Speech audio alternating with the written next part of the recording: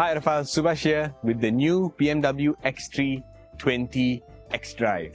So this was launched in Malaysia middle of this year with a price tag of 320,000 ringgit. That's before you factor in the extended warranty and service package. That brings it up to 350,000 ringgit. So it's not exactly a super good value deal, but I'm not here to give you a full review. I don't have time for it this weekend, so I'm just going to give you my likes and dislikes. But I'm going to try to be as comprehensive as possible. But first, let's talk about what's new with this generation of the X3. I think the most prominent change in this generation is the way the car looks. It's gone from a very conventional and handsome shape in the previous X3 to a more geometric and tech-forward look that is kind of alien and strange in its proportion from certain angles. Besides that, this generation now comes with a mild hybrid powertrain, and there's pros and cons to this, but we'll discuss that more later on. Besides the engine, I think the interior overhaul was also quite massive in this generation. Let's get into it because I have some likes and dislikes to share with you. Well, the first thing I like is that it still drives like a BMW. You know, that's a statement that sounds kind of cliche and boring at this point, but they really did put in the effort. You know, when BMW designs a car, they don't design it like a lot of other manufacturers. The first consideration for any BMW is it has to be well balanced in terms of its weight, the distribution between the front and the rear axle. Just an example of what I'm talking about. If you open this hood and look at the engine, everything is placed behind the front axle. This is something they've been doing for generations now. And even in this more family-oriented X3, they're still doing it, and they're still finding a way to package the interior so that it doesn't feel too cramped in there. And in fact, I think they did a good job. It doesn't feel like you have half a gearbox inside the cabin with you. They just placed everything very nicely. And when people say Honda do some packaging magic, I think on the flip side, BMW also do some packaging magic because they manage to do all this kind of stuff with the powertrain positioning and still get away with the interior that is somewhat usable and, you know, in some ways a little bit more spacious than their counterparts in the premium space. And I have to say, I've been driving this car a lot over the weekend, a lot of long distance, a lot of in-city driving, and yes, it does still drive very, very well. It gives you that confidence in the corners that a lot of, let's just say, cheaper Chinese SUVs don't really give you. This thing, you can push it to its limit and you will reach your limit before the car reaches the limit. Let's just put it that way. It's not that fast, I have to say.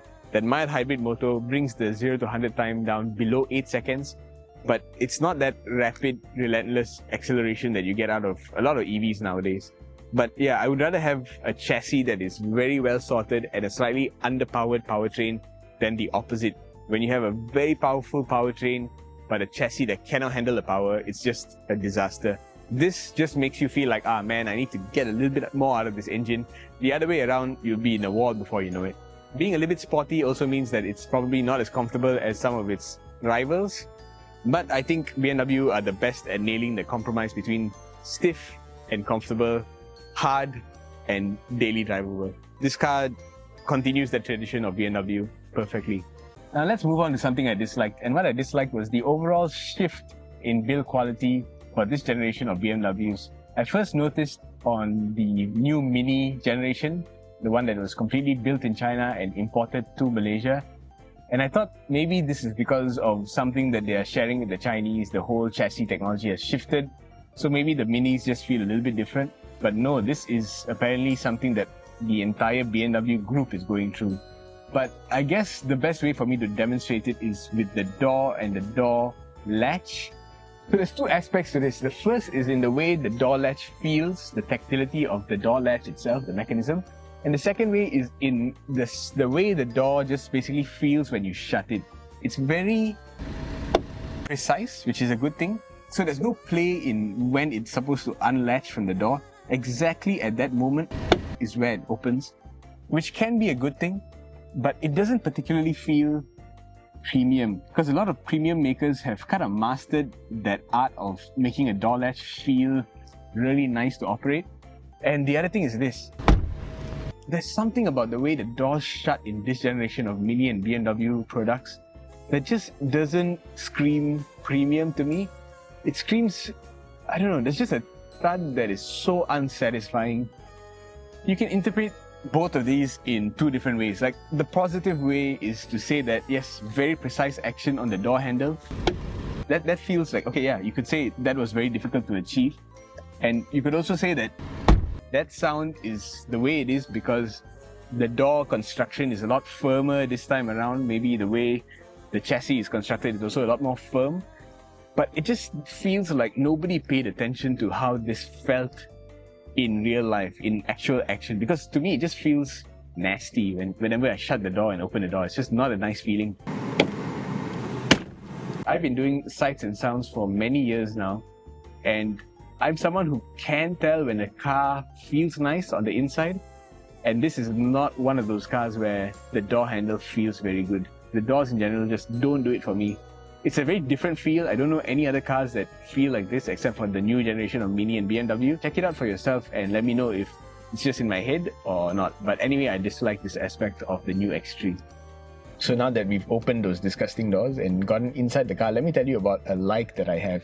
And this is a genuine like from the heart, because I think BMW really gets tech in the way that a lot of automotive manufacturers don't get tech. The display system in here is more crisp and more fluid in terms of animation than any other rival in this space. The curve of the display is so subtle. The integration of Apple CarPlay, Android Auto, all that is like, of course, obviously very well done. But yeah, there's something about the interface and how easy it is to find things or to know whether that thing is there or not.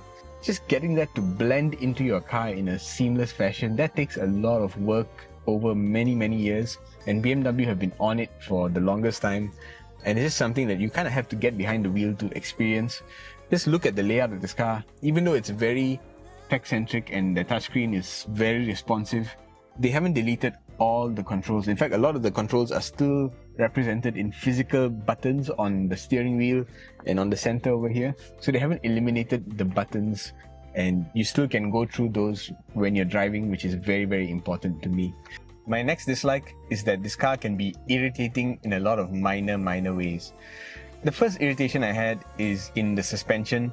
I'm driving my parents around right now and they're a little bit older, and it's a little bit uncomfortable for them to be in this car. Even when I'm driving it, light and easy, it's still a little bit rougher than I would like, especially for a family SUV. That's a minor irritation. Even the voice assistant, it came on a couple of times even without me triggering it. I don't know what the trigger word is. It could be "Hey BMW." Yeah, that's the trigger word. So maybe cancel. Cancel. Unfortunately, I didn't understand that. Yeah, what do you understand? That was a bit mean. I'm sorry. Don't kill me during the AI apocalypse.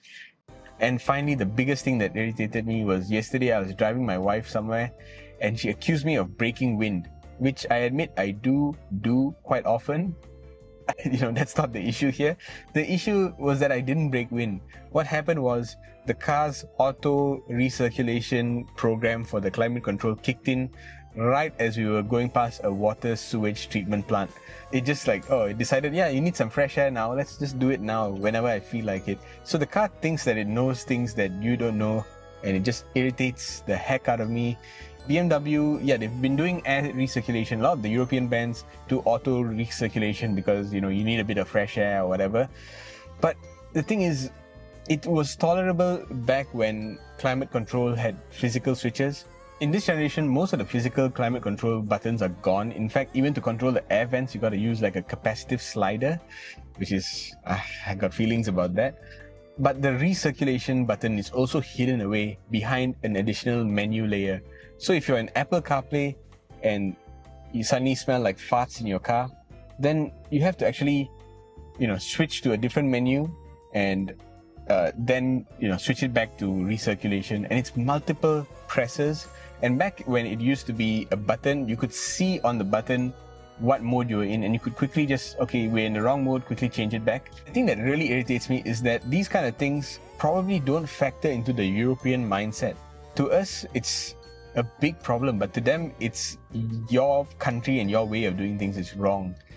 And for me, if you're going to be paying this much money for a product, that company selling the product has to tailor the product to suit your environment, not the other way around. So what really ultimately irritates me is that these brands and these companies just don't listen to feedback, because we've been talking about stuff like this for many years, and to them it's just a non-issue. Back to something I like about this car. Now on to my last like, and that is that the X3 is actually pretty practical in terms of size and packaging. Despite this car being a hybrid, the boot is very, very big. So for family trips and all that, this is actually very impressive. And the seats, yeah, they're not the best in the world, but they're actually perfectly suited to someone of my build, my size. So in previous years, I probably wouldn't have said that the X3 is big enough for the price, but I think in this generation, they finally got the size and the packaging really right for a small family. Essentially, you no longer have to think like, oh, I could be getting a CRV size vehicle or this. It's actually pretty big compared to the previous X3. And the other practical thing is that because this is a mild hybrid now, you get to cut down on your fuel use a lot, but also you have really practical stuff that electric vehicles have. Like when I was tweaking the script and preparing my camera, I was sitting in the car and the engine was off for quite a long stretch of minutes there. So not as long as a plug-in hybrid or a full electric vehicle, but you can actually get some engine off time when you're sitting in the car and waiting for people, stuff like that.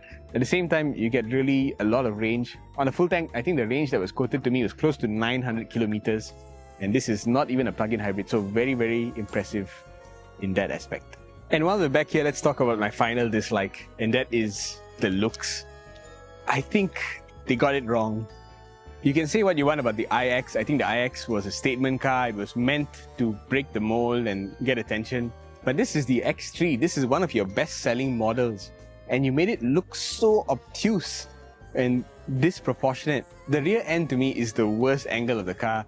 The overhang is just so big. The proportion of the spoiler coming up and having a little thingy here just breaks the lines in such alien ways. And not even in Xpeng G6 cool alien ways. This is like the alien from District 9 kind of look. Not cool alien, prawn alien.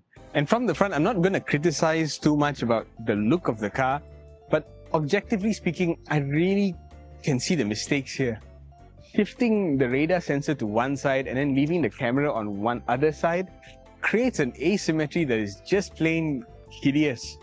And yeah, okay, you've got that iconic glow grille going on, which does get a lot of attention at night, but I think it doesn't stir any primal fear in your soul the way every previous BMW generation has. And yeah, I was never a fan of the way BMW was changing their brand design or not changing their brand design in some generations.